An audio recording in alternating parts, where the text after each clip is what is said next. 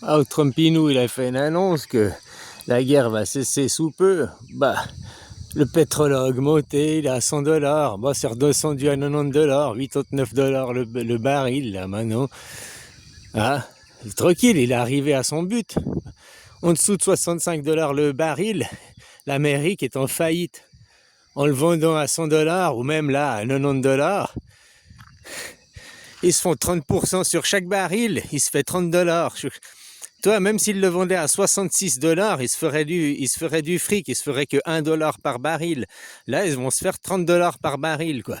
C'est tout bénef. Tout ça, cet argent, ces dollars, ce sera pour faire la guerre. Toi, il a commencé, comme je te, à faire la guerre, mais il a dit aussi, il a commencé par quoi? Les taxes douanières. Les taxes douanières, les taxes douanières. Maintenant, il y a le Congrès, là, le Sénat, qui lui tombe dessus en lui disant que ces taxes, elles sont illégales. Hein? Voilà, quoi. Donc, il trouve un autre moyen pour faire de l'argent vis-à-vis la taxe qu'il va avoir sur le pétrole, quoi. Je te dis, il se prend 30 $ par baril. Et tout ça, c'est de l'argent pour faire la guerre, quoi. Ça, en France, c'est la même chose, à 2 $ à 2 euros le litre. La TVA, machin, Macron, il remplit ses caisses, quoi. L'État, il remplit ses caisses pour partir en guerre. Je me disais, mais tu vois, pourquoi il envoie le Charles de Gaulle, là, le porte-avions pédalo, là? Pourquoi il l'envoie là-bas, quoi? Hein, quel intérêt il y a? Parce que ça fait 4 ans qu'il est là. La Russie, c'est notre ennemi. La Russie, c'est notre ennemi. Il faut qu'on rentre en guerre contre la Russie. Il n'arrive pas à rentrer en guerre contre la Russie. Il espère qu'en envoyant le Charles de Gaulle là-bas, il va se prendre un petit missile, il va rentrer en guerre contre l'Iran, puis il aura une excuse. Nous sommes en guerre contre l'Iran, nous devons blablabli.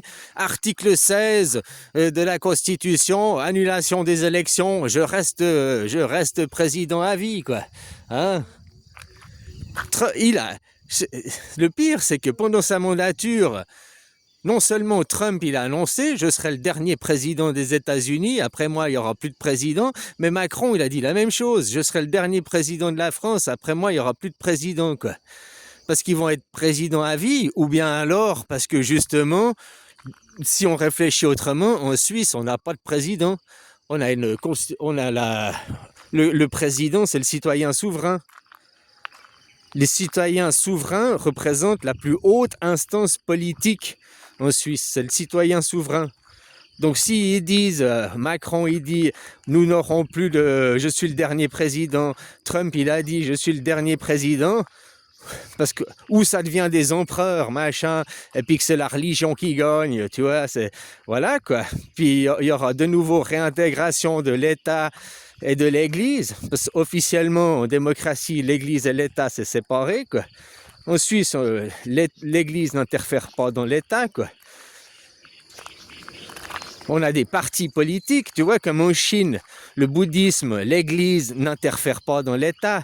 Ils utilisent l'Église, le bouddhisme, comme ingénierie sociale pour donner des valeurs, pour donner une bonne morale aux gens, mais ça n'interfère pas dans l'État, ça n'interfère pas dans la politique. Justement, politique, ça c'est l'inverse de monolithique. Hein? Ceux qui sont monolithiques, monothéistes, il n'y a qu'une pensée et tout, et puis tu dois servir ton roi, tu dois servir ton seigneur. C'est des idées suprémacistes. Tu vois, là, ce qui se passe en Iran, au Moyen-Orient, là, avec Israël, c'est une guerre religieuse.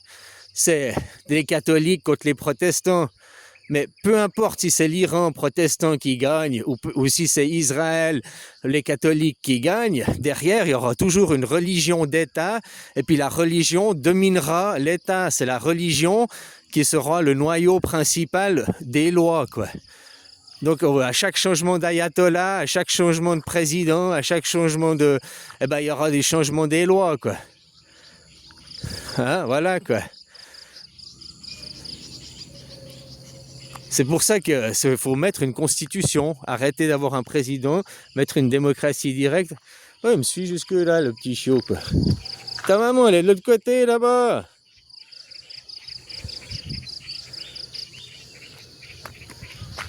Ah.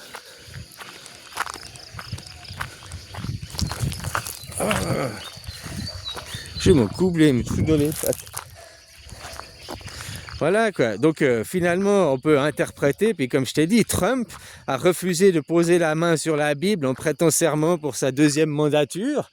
Donc tu vois, il a regardé au World Forum Economic, au WEF, c'est-à-dire la gouvernance mondiale, l'année passée. Il a refusé le pigargue, l'aigle à tête blanche, qui est un pigargue en réalité.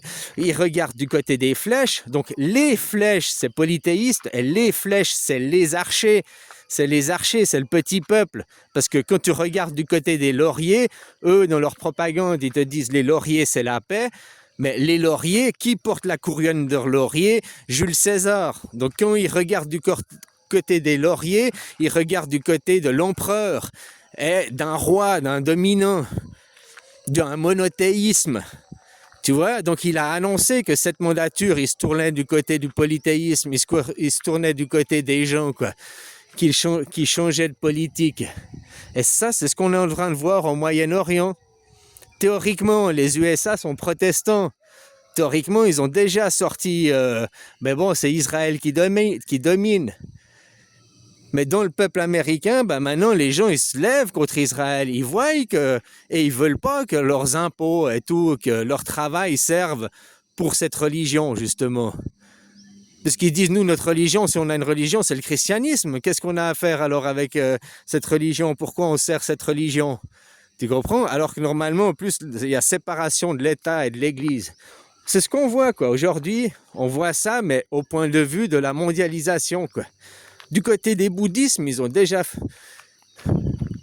Pas en Inde, mais en tout cas, ici, au Thaïlande, il n'y a pas la religion. La religion, il n'y a pas qui interfère dans le gouvernement, quoi. Le gouvernement, c'est l'armée. L'armée, elle est là pour servir les gens, quoi. Voilà, quoi.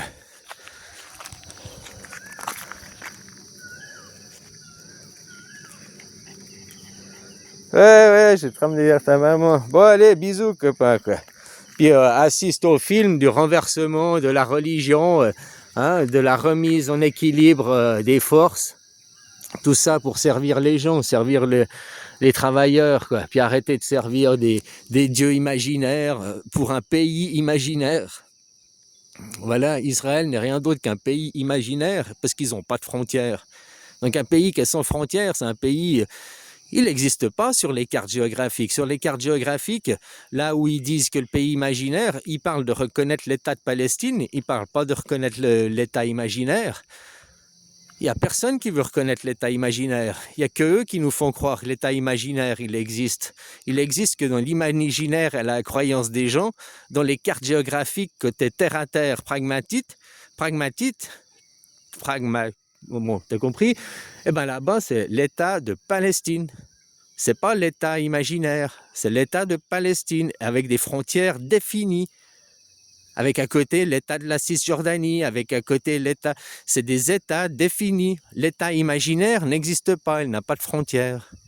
Et ça, c'est un raisonnement très terre à terre, quoi. Premier degré, quoi.